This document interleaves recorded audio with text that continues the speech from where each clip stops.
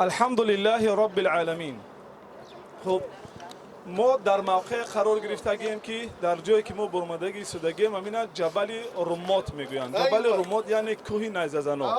معرکه احد نسبت داده شدگی است، ان همین نامش به جبل احد، به کوه احد که در طرف دست راست ما قرار گرفتگی است. پیامبر صلی الله علیه و سلم کوه را گفتگی است که کوه از ما است، از یعنی بر نفع مسلمین است. جبل احد یکی از جبل های جنت است. پیامبر صلی الله علیه و سلم میگه انا همین کوه است که پیامبر صلی الله علیه و سلم هنگام برآمدن عمر رضی الله عنه و عثمان رضی الله عنه سری کوه میگه که ای کوه آرام باش که در بالای تو نبی است و دو شهید است. دو شهید هم عمر رضی الله عنه و عثمان رضی الله عنه که شهید میشوند. خب برای چی ما اینجا آمدگیم؟ برای که چگونه برگزار شدن معرکه احد یعنی همین غزوه احد از همینجا خوبتر معین می شود. خوب از طرف اینای رو بروی ما که می بینیم لشکر قریش با رهبری ابو سفیان ابن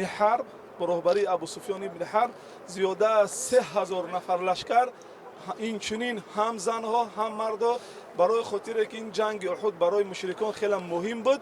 به خاطر مهم بود که در جنگ اولی که سال اول هجری در جنگ بدر است، در جنگ بدر مسلمانان پیروز شدند، مهاجرین و انصار پیروز شدند در همین جنگ و قریش جمع کردند یک لشکر زیاد را آمدند که خواستند که به تمامی هم مهاجرین و هم انصار را از بین ببرند. برای همینم در همون جنگی که هم برادری هند یعنی زن ابو سفیان، هم برادرش و هم پدرش عتبه و شیبه در همین جنگ کشته شدگی بودند و هند مخصوص هم زنها را هم جمع کردگی گرفتگی آوردگی بود که و با شعر ختم میگفت که قفو میسود که ما زنهایی هستیم که برای کسانی هستیم که مردای استوار قایم و جنگنده اند. ما برای کسایی که مردایی که میگرزن برای او نمود مردان نیستیم. و بگیم با هم با واسطه تقویت دادن روحیه جنگاوراشون مشرکا هم زن قطین آورده بودن، هم شاعر داشتن بگیم که شعرشون میگفتن و قیادت یا که سرلشکری طرف مشرکین را ابو سفیان ابن حرب داشت.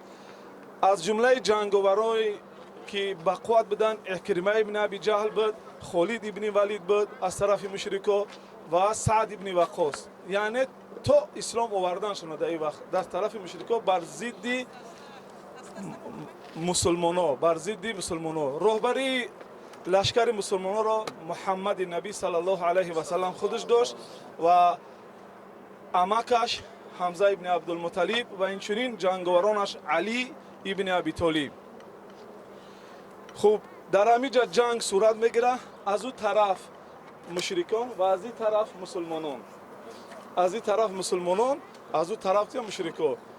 وقتی که پیامبر صلی الله علیه و سلم با رهبری عبدالله یکی از صحابیان با بالای همین کوه که کمی بلندتر بود بسیار روی پس شد که بعضی آدما میگیرن میبرن که درست نیست، اصلا اگه سنگ گرفتن و بردن در بالای همین کوه میبرن که یک کمی کلانتر بود و اصلا نیزه زنان میگه که جبل رمات میگه در بالای همین کوه میسته تو وقتی که حتی اگر دیده که مردای ما ورم کردگیان مردای ما بچی موندگیان ای بالای کوه نفروی.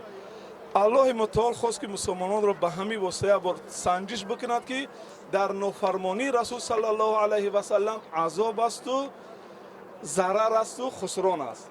در نافرمانی رسول صلی الله علیه و سلم و در فرمان برداری رسول صلی الله علیه و سلم سعادت دنیا است و نجات آخرت از دوزخ.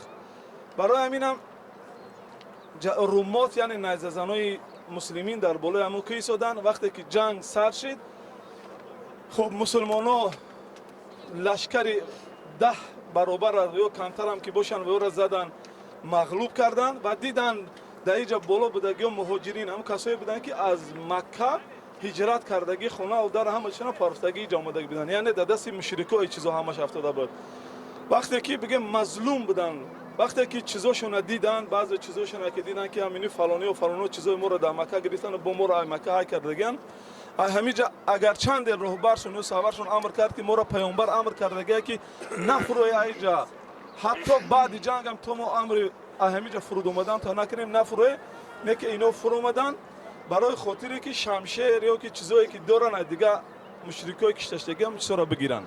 خب یکی از جنگاورانی که پشت به پشت بگیم جنگاوری متین با قوت دانو زیرک خالد ابن ولید میدونست که قوای اساسی که سبب غلبه مسلمانان شده گیای انا همین نیزه زنو در بالا همی که دید که نیزه زنو فرمدن با پشتی انا همی که خطی با اون آتا خطی خالد ابن ولید حمله لشکرش اومدد و مسلمانایی که بگیم اعلان خرسندی و پیروزی را کردگی بدن از خفاشون حمله میکنن. موقعی که حتی بگیم خالد ابن ولید میگه که یعنی امکان داشت میسر شود که حتی رسول صلی الله علیه و سلم هم قتل بکنن در همینجا.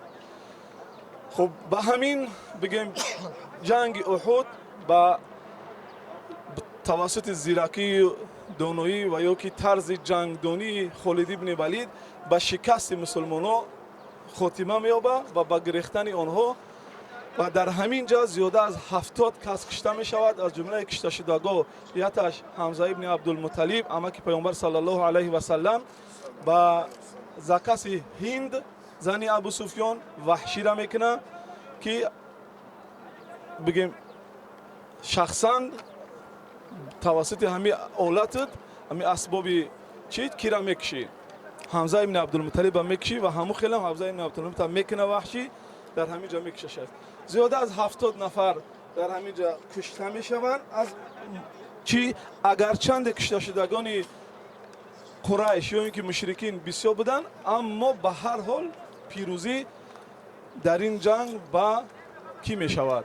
سبب شکست مسلمانان در چی میشود؟ سبب شکست مسلمانان در نافرمانی رسول صلی الله علیه و سلم میشود.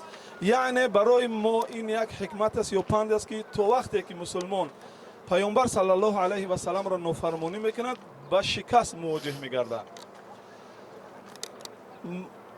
خوب انا همو شهیدایی که کشته شدگانی که در جنگ احد میشوند در همین جا میمونن بگیم ورم میکنن بعضی هاشون بو میگیرن. یعنی این چیز نیست است که بگو که اینا درجه و فضیلت بزرگ در نزد الله تعالی داشتن. روزی بسیار چیزا میشه که نه شهید خواندید شهید چی مونده. مثلا این با اسلام یگان ربطی ندارد که مثلا یک کس برو شهید گویا خیلی نمیشه شهید. بزرگترین شهدا در همین جا هم ورم کردن هم بدنشون هم بعضیشون بو گرفتن. همشون گرفتن در اونجا گور کردن شهدا را. بعد اینجا که وقتی که سیل بیا همه این چیزا رو جمع میکنن میگیرن میارن در این همین گیرده که این هم موقعی که گیرد زبور گرفتگی تمام شهدای احد از مسلمانان در همین جنگ در همین جا گور کرده میشوند. در همین جا بگیم که موقع دفنی انا همون شهیدان است. گیردش زبور گرفتگی ان شاء الله حاضر بمون میریم همونجا. خب رسول صلی الله علیه و سلم با بالای همون کوه احد، اون هم کوهی که میبینیمش کوه احد است، با بالای همونجا میبرویا میگریزن بگیم میروند در همونجا پناه میطلبند. ابو سفیان از خفاشو میروه میگه جنگ است یک بار از شما است یک بار از ما، یعنی یک بار شما پیروز می یک بار ما پیروز می. فیراد چون میکنه که بیای از محمد صلی الله علیه و سلم توسط زید ابن ثابت خبرشون میکنه که میگه که اینجا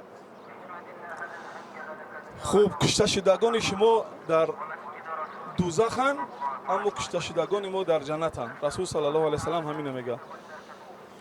خب به همین بگیم مشرکان با شادی خرسندی که در این معرکه بگیم پیروز شدگان بگیم شراب خورده و مست و الست همینجا برمیگردن. برای ما دیدن همین زیارت‌ها حکمت در همین چیزا همین است که اول این اماکن است که رسول صلی الله علیه و سلم این اماکن بگیم شهادتی میدن که پیامبر صلی الله علیه و سلم در همین جاها بوده. همین جایی که ما ایستادگی من همون جای نیزه زنا است، پای قدم‌های صحابگان است و مسجدی که ما می‌بینیم در چی این مسجد نو آباد شدگی مسجد یگان ربط به تاریخ همون زمانه احد ندارد. خب اگر دیر نکنیم وقتی ودیتل نگیریم میدونیم خیلی در نماز تیز میخونیم پیش چیا میریم شهیدا اونجا میریم در حق اونا دعا میکنیم خب 2 رکعت نماز میخونیم برمیگردیم تا 3 اتوبوس میریم ان شاء الله. خب الحمدلله چیزی که در یادمون بود همون چیزا گفتیم برای شما.